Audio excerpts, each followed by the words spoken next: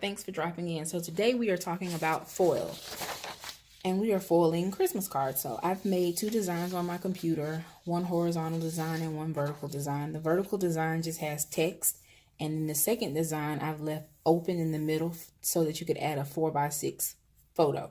So if you've taken Christmas pictures and you want to add it to your card, then I've just left a blank in the middle to add a picture of myself if I send it to someone, and I added a message at the bottom. You can customize this because you're doing it on your computer. Then for the horizontal design, I've just used a graphic and I put my initials in the middle and I added text at the bottom. So the great thing to know about foil is as long as you're dealing with toner, not inkjet, but toner, which is what you get in a laser printer or laser copier, then it'll foil. So you could foil this paper, this plain black and white paper, or you can take these images and print them in toner or copy them in toner on paper with a nice background. And that's what we're doing today. I've taken these images and I print them from a laser printer onto this textured background. If you don't have a laser printer, you can always take it to your local Kinko's, or if you have a print shop in your town, you can get them to take your image and copy it onto this paper or print it directly onto the paper, whichever paper you choose. The reason I put the boxes around the paper is to make sure that I keep the size of the card in proportion. So I like big cards, so these are 5x7s. And so what I did was print on the paper the actual box size. So when I go in, I'm going to cut and trim this down before I foil it. And that's just there for me as a guideline so that I know exactly where my card is supposed to be. Now with this one, I wanted to have like a little border in foil. So I made sure that the border was inside my actual cut lines, which is my 5x7 proportions. So I'm going to trim these down now. I'm going to use my paper trimmer. I'm going to make sure to take all of that. I made a thicker black line, if you can see on this paper. So it's really important that I make sure I don't leave any of the outline line in my card, because whatever is there in toner will be foiled. So I'm going to trim on the inside of that line.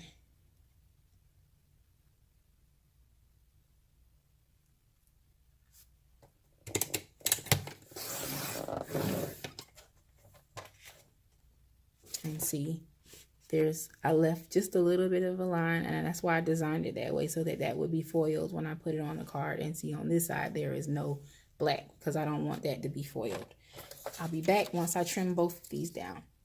Okay, so I've cut down the cards, and this is what we have for the horizontal design, and then we have these two for the vertical design.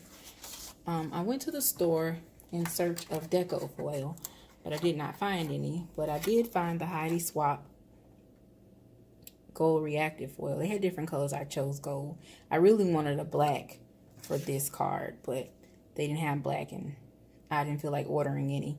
This is just for tutorial purposes. So I got the Heidi Swap mink reactive foil. We'll see if it works just like the deco foil. I've heard that it does, so I'm going to find out. Okay, so this is the roll of foil out of the container.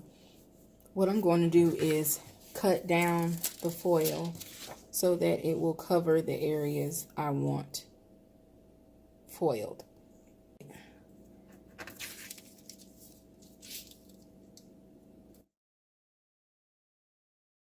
So then what I'm going to do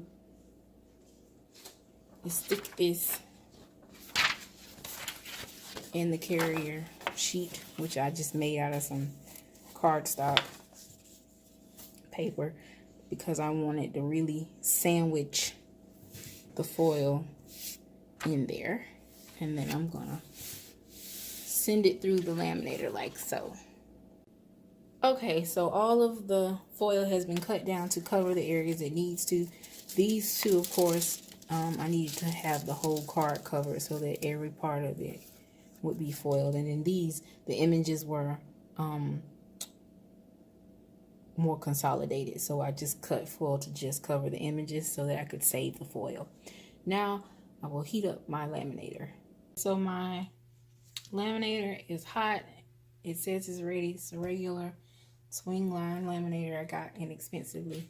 And again, like I said, the first card is in here with the foil on top of it. And make sure that the foil is lined up and close the carrier sheet and run it through the laminator. And again, I used a 90-pound cardstock as a carrier sheet so that it would give it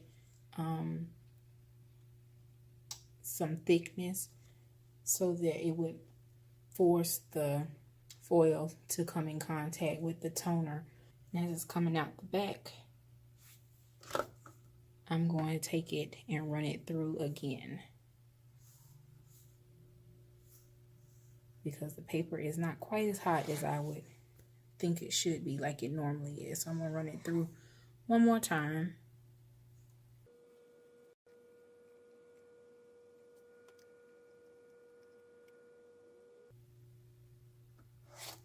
Okay. That was really warm. Okay, let's see what we have here. Oh yeah, it made a really good impression because I can see the design through the foil. Okay, now we're going to set this back here and take out this and proceed to take off the foiling. Ooh, and that came out gorgeous. That nice little light border I put around the card turned out really good. I'm glad I did that. Okay, so now you can see how that looks. Wonderful. And then of course you can also see how the foil looks once it's been taken up. Okay, now let's do the others. The next card, take my carrier sheet again, and we'll do one of the other designs. And then this we're going to lay here, like so. All right. And then set it aside, bring my laminator back.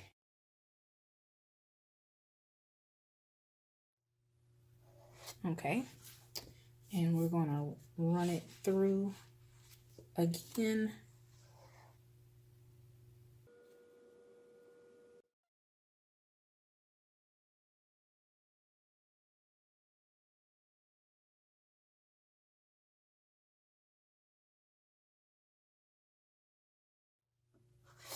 Alrighty. Okay, and like the other one, you can see the imprint.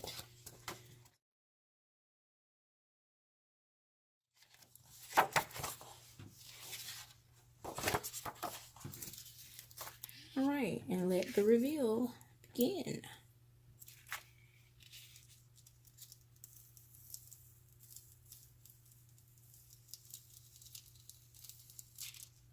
Ooh, that came out nice.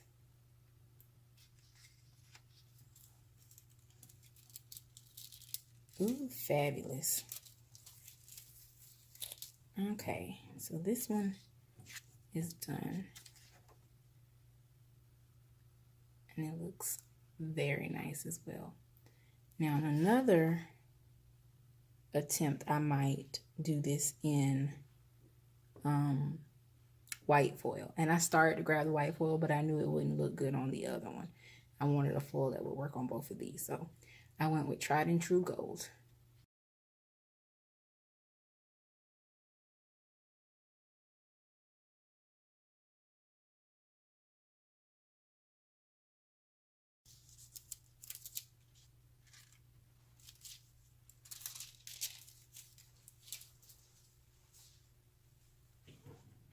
So it has a light hint to the outside. with the foil, and then of course the foil bottom, which I like a lot. Okay, so those are our 3 different types of cards, and they've been foiled. Turned out really well.